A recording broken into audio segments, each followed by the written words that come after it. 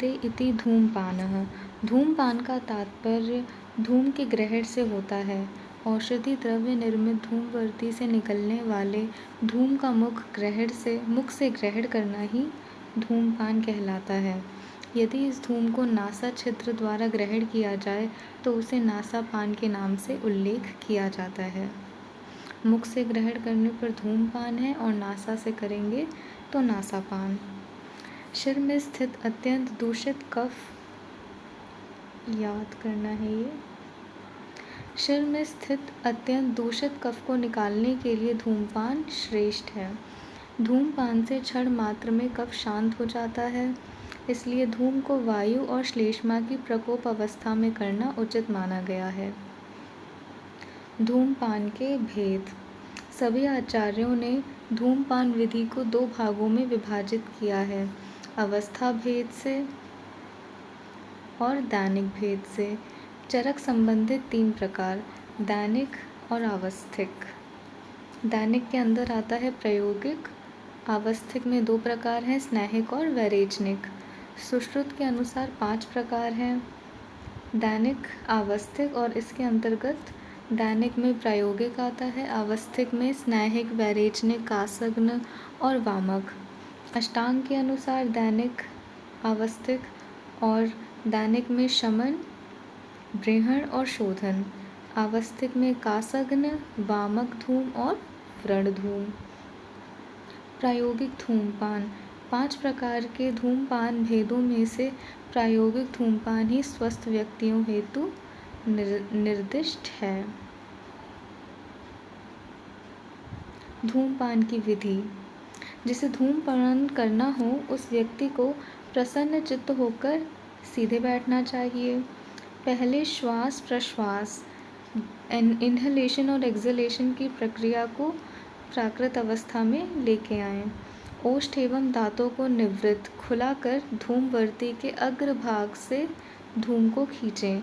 मुख से ग्रहण किए गए धूम को मुख से ही बाहर निकालें, ये बहुत इम्पोर्टेंट है। यदि धूम को नासिका रंध्र से ग्रहण करना हो तो पहले धूम नेत्र के अग्रभाग पर दृष्टि को रखते हुए एक के बाद एक नासापुट को क्रम से बंद करके दूसरे नासापुट से धूम को खींचें। नासापुट से ग्रहण किए गए धूम को भी मुख से ही बाहर निकालना चाहिए।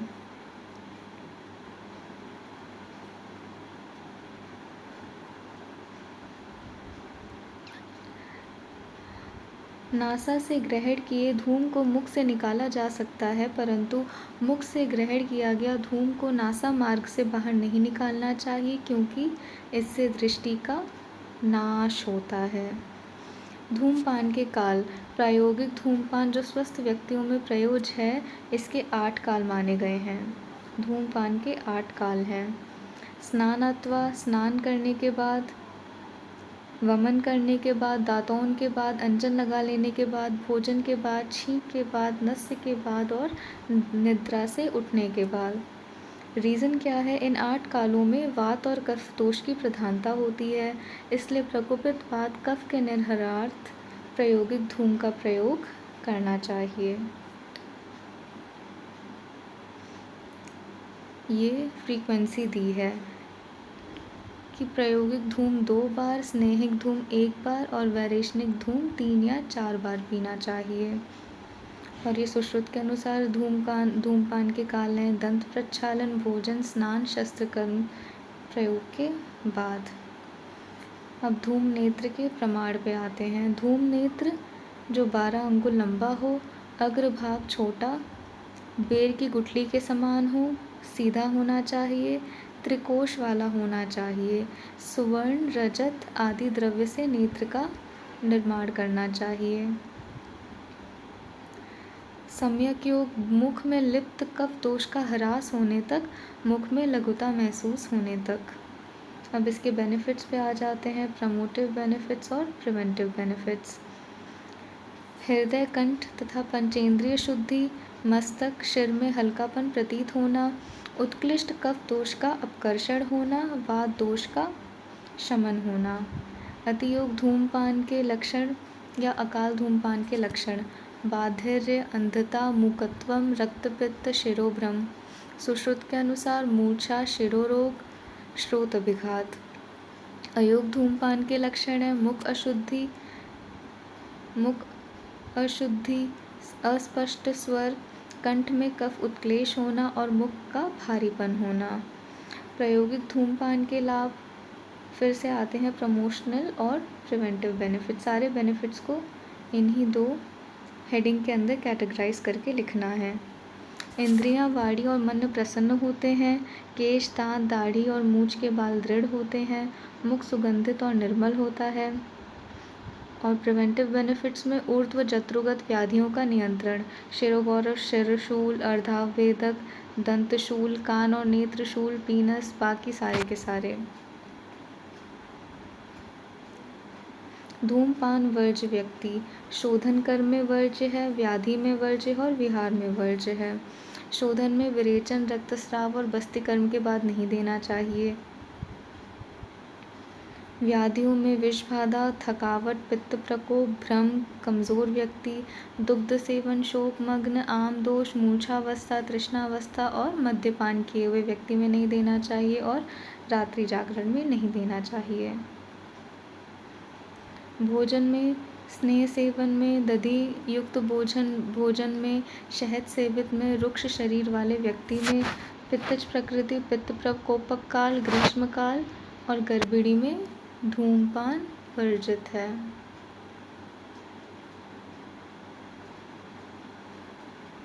अब तांबूल भक्षण पे आते हैं। धूमपान करने के पश्चात स्वास्थ्य रक्षक क्रियाओं में तांबूल सेवन वर्णित है।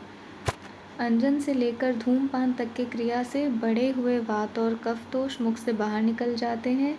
ये दोष बाहर निकलने पर भी मल युक्त होने से दोनों दोष नासा आदि रंध्रों में दुर्गंध पैदा करते हैं।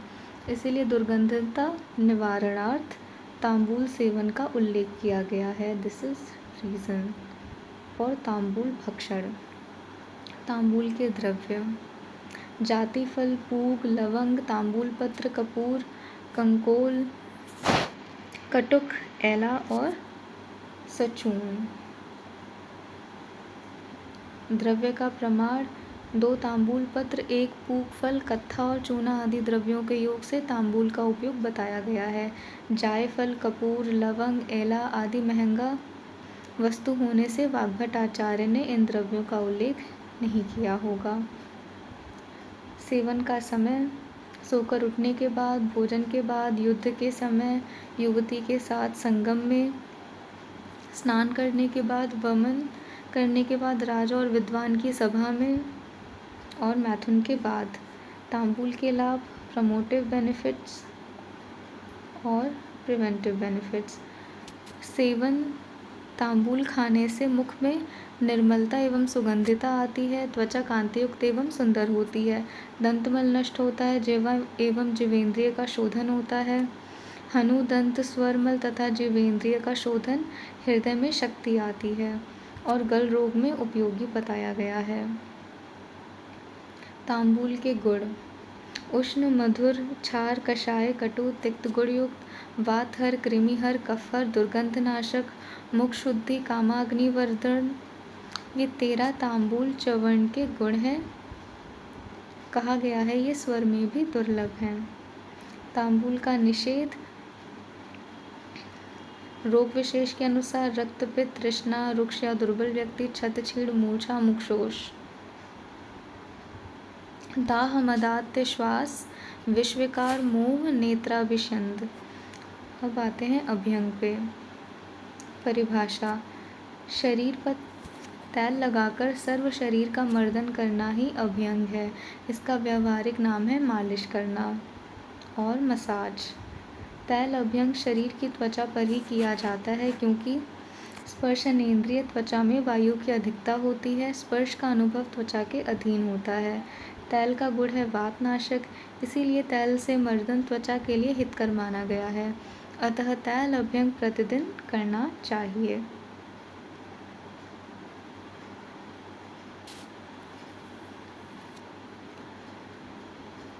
त्वचा में ही स्वेदवह अर्थात पसीना लाने वाली स्पर्शवह स्रोतसों का तथा वात वह अर्थात शिरस्थ वायु का संचरण करने वाले स्रोतस उपस्थित होते हैं। इन स्रोतसों के शोधन के लिए उनकी कार्य क्षमता बढ़ाए रखने के लिए अभ्यंग नित्य आवश्यक है। अभ्यंगम आचरे नित्यम स जरा श्रम वातः। अभ्यंग प्रतिदिन करना चाहिए क्योंकि वह जरा श्रम और वातज विकारों को नष्ट करता है। 2 या 3 दिन में एक बार करने पर भी कोई आपत्ति नहीं होती है। अभ्यंग की मात्रा 300 मात्रा समय तक अभ्यंग करने से रोमकूप में रहता है, 400 मात्रा तक त्वचा में, 500 मात्रा तक रक्त में, 600 में मांस में, 700 में, 800 अस्थि, 900 मात्रा तक मज्जा में व्याप्त होता है और उन धातुओं में उत्पन्न वातज, पित्तज और कफज विकारों को शांत करता है। 1 मात्रा काल प्रमाण है। अभ्यंग के प्रमुख स्थान। शिरः श्रवण पादेषु तम विशेषेण शीलयेत्। सिर, कान तथा पैरों के तालुओं में विशेष रूप से करने का निर्देश है। बेनिफिट्स पे आते हैं, प्रमोटिव बेनिफिट्स और प्रिवेंटिव बेनिफिट्स। कपाल में विशेष रूप से बल वृद्धि होती है, केश मूल में दृढ़ता आती है, दीर्घ केश, इंद्रिय प्रसादन, मुख की कांतिवर्धन, सुखपूर्वक निद्रा। न शिरःशूलम, न खालित्यम, न पालित्यम, न केश प्रपात, केश गिरते नहीं हैं। सिर में होने वाले रोगों का नाश हो जाता है। कर्णपूर्ण की विधि। स्वस्थ व्यक्ति को एक करवट लिटाकर उसके दूसरी तरफ से कान में तैल पूरण करना चाहिए। पश्चात कान के मूल में मर्दन करें। 100 गिनती गिनने तक अवधि तक तैल को धारण करना चाहिए। लाभ क्या क्या होते हैं? वातजन्य रोग नहीं होते हैं, मन्यास्तंभ हनुस्तंभ रोग नहीं होते हैं, उच्च श्रुति और बाध्यर्य नहीं होता है। प्रिवेंटिव बेनिफिट्स, हनुशूल, मन्याशूल, शिरशूल और कर्णशूल निवारण होता है। पादाभ्यंग के क्या लाभ होते हैं? पैरों में कोमलता आती है, पैरों में बल एवं स्थैर्य आ जाता है, नेत्रों में प्रसन्नता आती है, पैरों में होने वाले वातज रोगों का नाश होता है। निद्रा कारक, पैरों में मृदुता आती है। प्रिवेंटिव बेनिफिट्स क्या हैं? खरत्व, स्तबत्व, रुक्षत्व, श्रम, सुक्ति शीघ्र ही नष्ट हो जाते हैं। गृध्रसी, शिर स्नायु संकोच और पैरों का फटना नहीं होता। अभ्यंग लाभ के प्रमोटिव बेनिफिट्स और प्रिवेंटिव बेनिफिट्स। नित्य सर्वांग अभ्यंग करने से अभिघात से शरीर पीड़ित होने पर भी त्वचा में अधिक विकार उत्पन्न नहीं होते, त्वचा स्पर्श में कोमल होती है, अंग प्रत्यंग उपचित होते हैं, शरीर बलवान, सुंदर और प्रिय आकृति वाला होता है, वृद्ध होने पर भी वृद्धावस्था के लक्षण प्रकट नहीं होते हैं। अभ्यंगम आचरे नित्यम स जराश्रम वातः। दृष्टि प्रसाद पुष्टायु स्वप्न सुत्वकत्व धाढ़्यकृत। इसे याद कर ले। जरा, श्रम और वातज विकार नष्ट हो जाते हैं, दृष्टि स्वच्छ हो जाती है, शरीर पुष्ट हो जाता है, आयु बढ़ती है, गहरी नींद आती है, मांसपेशियां दृढ़ हो जाती हैं। अभ्यंग का निषेध कहाँ कहाँ है? शोधन कर्म विरेचन के बाद, वमन के बाद, निरूह वस्ती के बाद अभ्यंग नहीं करना चाहिए। साम दोष में, अजीर्ण में, नवीन ज्वर में, संतर्पण जन्य व्याधियों में अभ्यंग निषेध है। अब आते हैं व्यायाम पे। परिभाषा। शरीर की मांसपेशियों का पर्याप्त मात्रा में संचलन प्राप्त होकर थकावट निर्माण करने वाली क्रिया को व्यायाम कहा गया है। ये याद कर लें ये वाला श्लोक। शरीर चेष्टा या चेष्टा स्थैर्यार्था बलवर्धिनी देह व्यायाम संख्याता मात्राम ताम समाचरेत। जो चेष्टा मन के अनुकूल हो और शरीर में स्थिरता एवं बल को बढ़ाती है उस कर्म को व्यायाम की संज्ञा दी गई है। व्यायाम आयु, बल आदि अवस्था देखकर मात्रावत करना चाहिए। व्यायाम के प्रकार। नियुद्ध, अध्वगमन, शिलानिर्घात। वाग्भट आचार्य ने हेमंत ऋतुचर्या में व्यायाम के प्रकारों का वर्णन किया है। पादाघात, पैरों से शरीर को दबाना। अतिसार व्याधि प्रकरण में अधिक तैरने का निर्देश किया गया है। चेष्टा 5 प्रकार, यह भी व्यायाम के प्रकार माने जा सकते हैं। प्रसारण, विनमन, तिर्यगमन, आकुंचन और उन्नमन। व्यायाम की मात्रा क्या है? हित चाहने वाले स्वस्थ व्यक्तियों को भी सभी ऋतुओं में व्यायाम अर्धशक्ति बलार्ध तक करने का निर्देश मिलता है। और बालार्ध के लक्षण क्या है? शरीर में लघुता उत्पन्न होती है, हृदय में उपरोध की प्रतीति होती है, स्वेद आना, श्वास गति की वृद्धि होना। सुश्रुत के अनुसार स्वेद संबंधित लक्षण कहाँ कहाँ आते हैं? माथे पर, नासिका छिद्र में, शरीर संधि, कक्षा आदि स्थानों में से पसीना आने लगे, मुख सूख जाए, ये सभी व्यायाम के अर्धशक्ति लक्षण हैं। व्यायाम करते हुए मनुष्य के हृदय में स्थित वायु जब मुख में आने लगे, यह बलार्थ समझना चाहिए। वाग्भट ने यह कहा है कि बलवान और स्निग्ध भोजन करने वाले व्यक्तियों को अर्धशक्ति तक व्यायाम करना चाहिए।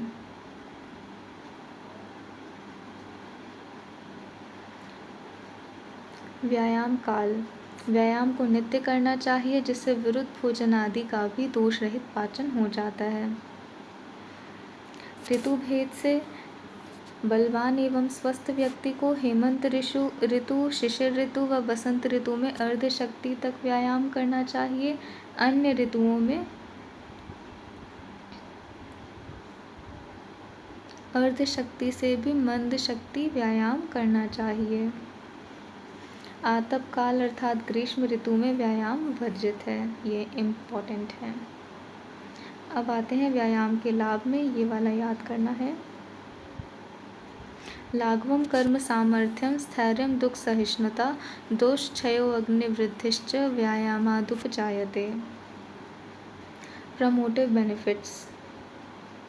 लाघवम, शरीर में लघुता आती है, कार्य करने की शक्ति अर्थात ऊर्जा मिलती है, शरीर में स्थिरता आती है, दुख सहन करने की क्षमता आती है, दोष क्षय, वृद्ध दोषों का क्षय होता है, जाठराग्नि अग्निवृद्धि धात्वाग्नि वृद्धि पाई जाती है, शरीर की सम्यक पुष्टि होती है, शरीर अंगों का सुंदर होना, शरीर की शुद्धि, श्रम क्लम पिपासा उष्ण शीत आदि को वृद्धावस्था से भी देरी आती है। प्रिवेंटिव बेनिफिट, स्थूलता को अपकर्षित करता है और मेद क्षय होता है। विरुद्ध तथा अपक्व भोजन का भी शीघ्र पाचन हो जाता है। व्यायाम का निषेध, अधिक मैथुन करने वाला, भार अधिक वहन करने वाला, अधिक रास्ता चलने वाला बालक, वृद्ध, बुढ़ापे में उच्च स्वर से बोलने वाला, भूख से पीड़ित, पिपासा से पीड़ित और अजीर्ण में भोजन करना। अति व्यायाम करने से होने वाली व्याधियाँ, थकावट, रसादी धातुओं का क्षय, क्लम, अधिक प्यास लगना, रक्त पित्त रोग, प्रथमक श्वास, कास, ज्वर, वमन, अरुचि रोग हो जाते हैं। संक्रमण, जो व्यक्ति व्यायाम के वर्ज्य है उनमें संक्रमण का उपदेश दिया जाता है। परिभाषा क्या है? टहलने से शरीर में विशेष वेदना न उत्पन्न हो वह संक्रमण कहलाता है। संक्रमण से आयु, बल, मेधा और अग्निवृद्धि, इंद्रियों में चैतन्य उत्पन्न होता है। अधिक संक्रमण के गुण व व्यापद। अधिक संक्रमण को अध्व कहा जा सकता है। इसका गुण है वर्ण, कफ, स्थूलता और सुकुमारता नष्ट करना। इसके विपरीत अत्यधिक मार्ग चलने अर्थात व्यापद से बुढ़ापा और दुर्बलता होती है। 15वां है स्नान। स्नान का काल है प्रातः काल। स्नान के गुण भी सविस्तार से वर्णन किया गया है। स्नान की मात्रा, स्नान हाथी समान करना चाहिए। इसका तात्पर्य यह है कि पानी की मात्रा अधिक होनी चाहिए। अधिक पानी इस्तेमाल करने से पूरे शरीर की शुद्धि हो जाती है। स्नान के प्रकार, सप्तविध स्नान बताए गए हैं। मंत्र, भौम, आग्नेय, वायव्य, दिव्य, वारुण और मानस, यह क्रम से स्नान के 7 प्रकार वर्णित हैं। वेद मंत्र से, शरीर पर मिट्टी मलने से, आग्नेय भस्म मलने से, वायव्य गौ के खुर से उड़ने वाले धूल के कणों का शरीर पर पड़ने से, दिव्य धूप के साथ गिरने वाली वर्षा से, वारुण जलावगाहन से और आत्मचिंतन से। इस प्रकार स्नान 7 प्रकार के होते हैं और इन स्नानों में जल स्नान विशेष कहा गया है।